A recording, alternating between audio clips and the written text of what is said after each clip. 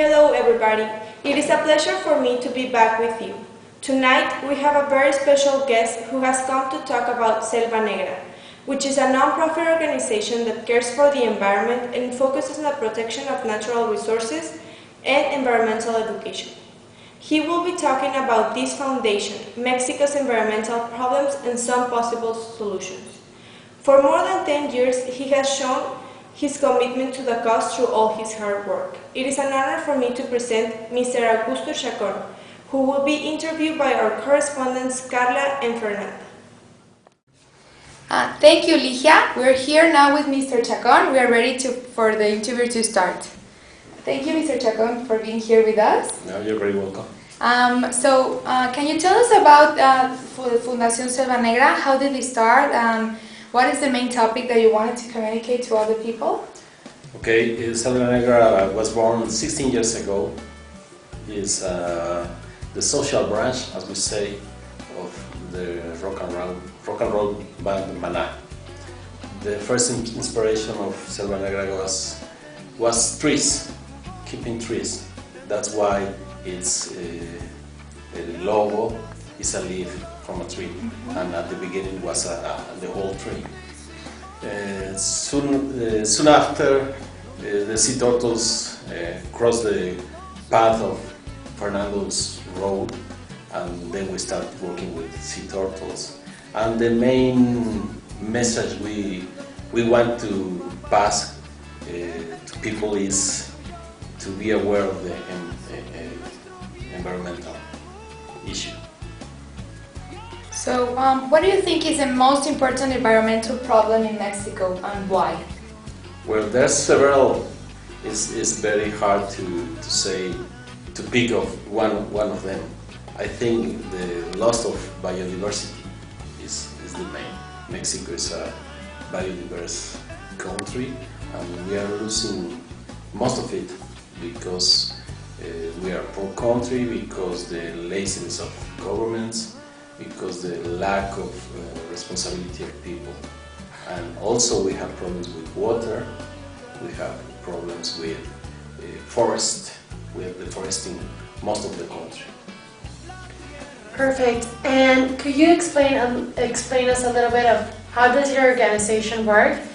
Does it run by volunteers or by private, like by hiring people? And could you tell us how can one apply to participate in your organization?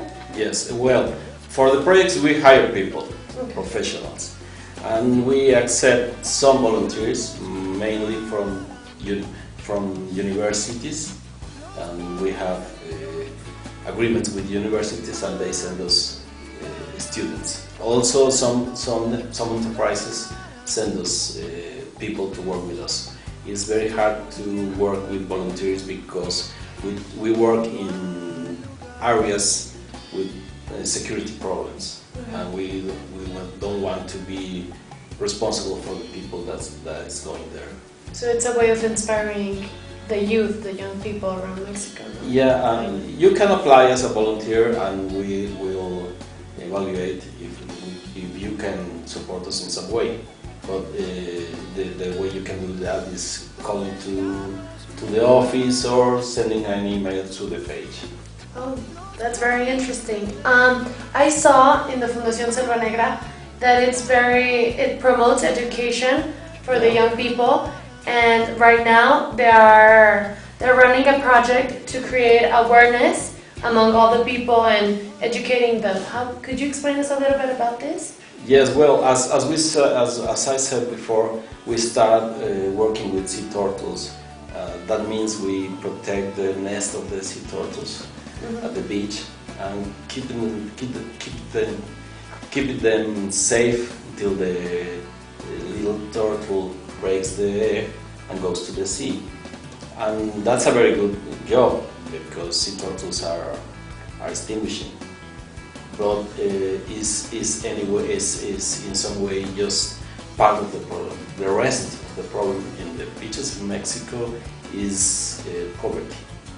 People steal the eggs because they need money. So we start to work with them.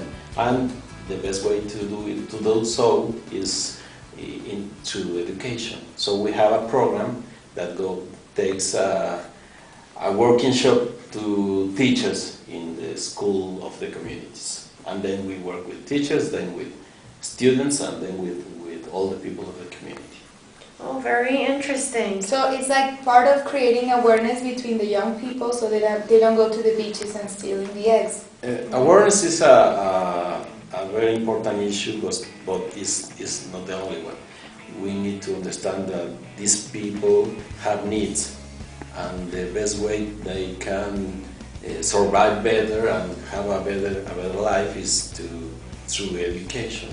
So our program, yes, creates awareness about the environmental issue, but also about the possibilities of working and to keep safe the sea turtles, for example, and get money for that. Okay, and another interesting thing that I saw in your Fundacion, it was a project called COP16 2010, and it is related to economic growth. And could you explain how the project runs? Because currently nations, what are looking for is to have an economic growth, but also at what expense is economic growth to the environment. So it is something related to that, I believe. Yes, COP16 is a conference of parties. It means that the governments gather together once a year to talk about global warming. Mm-hmm. This is the framework for the agreements the governments need to stop the global warming. We were invited by the Mexican government to participate in that. But for us it's very difficult because when you work with the government, in some way you resign to protest because you are part of the government. Okay. So what we did this time in Cancun, we declined to be part of the organization, but we were part of the people there. We sent a scientific that worked with us, Arturo Valderas, and he was writing every day what was happening at COP16, mm-hmm. And that was our participation. The important thing that you mentioned is that the economic issue. Yes, environmental also has an economic issue, and that's what countries are seeing, that's what we see. We can fight